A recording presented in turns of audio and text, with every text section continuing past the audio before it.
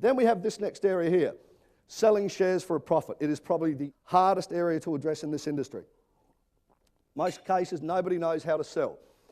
Buy is what we're all educated to do. No one is, as such, taught to sell for certain reasons. And I don't know whether or not, you've ever been through the following in relation to selling. And I'll just touch on a couple of areas. But knowing how to buy is one thing. It's nowhere near as powerful as knowing how to sell. I don't know whether or not anyone has ever come across this, whereby you might have been sitting at home one particular day, and in this instance here, somebody gives you a tingle and says, this share looks undervalued now at $1, I think you should buy some. So you do. After you've bought them, they just keep falling. Now they're at 80 cents. Pick the phone up, bring this person back again and ask them whether or not you should be a bit worried about this, and the chances are you'll be told, oh no, don't be worried, be happy. Well, why should I be happy? Because now if you go out and buy more of them, take more money out of the bank, and buy them at 80 cents, you can average your total price to 83 cents a share when they should be $1. They're obviously undervalued at $1. So you do that. Then they fall now to 60 cents. Ring them up now. Should I be upset about what I'm seeing now? Oh no, don't be upset now. Dance the jig. Why should I dance the jig? Well, of course, now if you go and sell your car, you can get a lot more at 60 cents. That'll average your total purchase price to 65 cents a share when they should be $1.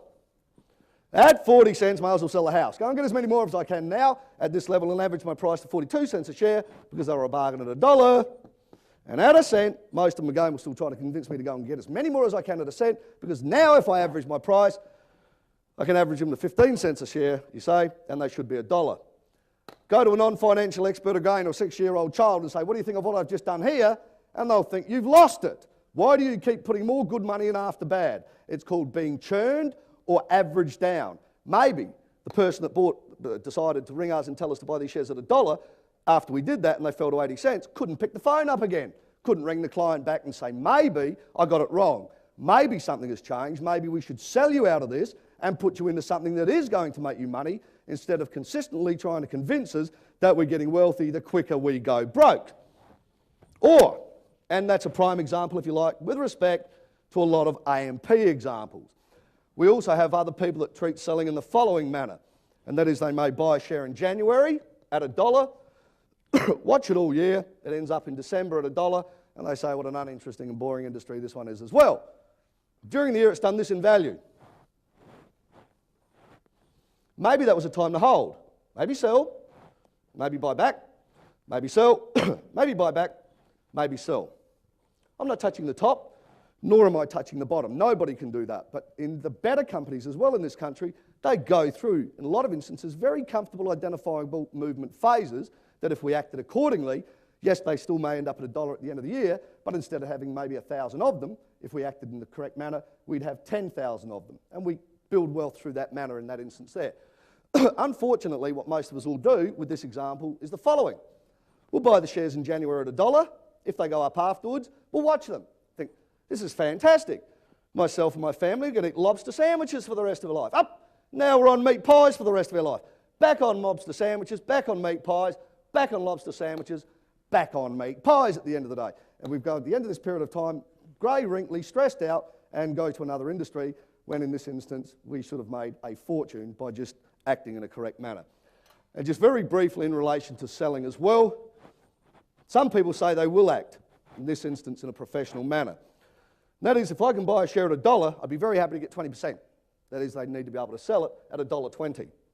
So they put it up to sell at $1.20. If after having purchased that share, they are correct and it goes up in value, what do you think most of them that have put it up to sell at $1.20 will actually do with that sell order, say the minute it hits $1.18 on the stock market? I'll tell you, some people get worded the right way. Put it higher, make $1 million on this. Put this up now to $1.40. If they're still successful and it keeps going up, what do you think they'll again do at $1.35? Stick it higher, up to $1.60. There are two emotions in this industry that continuously upset people. They're called fear and greed. Greed of not taking what's already in front of you, for fear of missing out on more that's not also there at that point in time. That's what's going through this. And in this instance here, these people that are trying to do this are always in front of the activity. They will watch that share go up in value and always be in front of it as it goes as far as selling is concerned. Problem is, however, when it goes backwards in value, they'll do the same thing and follow it all the way back down, and unfortunately in most cases, under what they paid for it in the first instance. You may or may not be familiar with the dot-com boom that happened some years ago. When I was in Melbourne in the eastern state, at the start and the early part of the dot-com boom, I couldn't stand, I suppose, in Collins Street, Pitt Street in Sydney, Adelaide Street in Brisbane, King William Street, doesn't matter, and not have somebody come up to me and say how much money they were in front with their dot-com shares.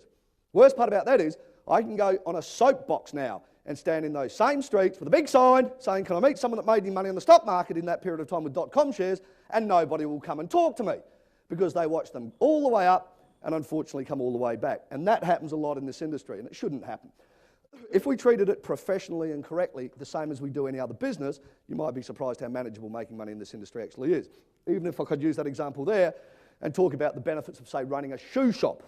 If we were here this evening looking at running a shoe shop as such and decided to buy shoes at a certain price and put a 20% markup on them, and we bought them for $30 from the wholesale and put them up to sell at $36 in the window on a display card, how would we go if a client came in and said, if I can say a lady came in and said, yes, I like the shoes, here's your $36, if we then turned around and said, oh, well, now I've got your interest, I want $45 for them.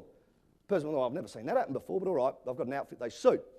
Here's your $45. If we then turned around and said, now I've really got your interest, I want $60 for them, the person would know what chances are probably minding that shop for somebody rather else, and obviously we weren't very good at doing that either, but they would get angry, would get annoyed, and would walk out of that shoe shop, and you could chase them down the road with that set of shoes, and they wouldn't buy them from you for $5 a pair. It's nice using that example to get a bit of a giggle from the people sitting in front of me, because we all know that if you ran a business in that manner in this country, we would go broke tomorrow. So why do I consistently see people think that it works in that manner in this industry? They apply business rules and acumen and understanding in the real world, but when it comes to this industry, they lose the plot. And if we realise that the reasons of success and steps of success that exist out in the shoe shop, if you like, industry, are exactly as applicable in this industry to make wealth, we'd do a lot better than obviously we have done in years gone by. Remove emotion.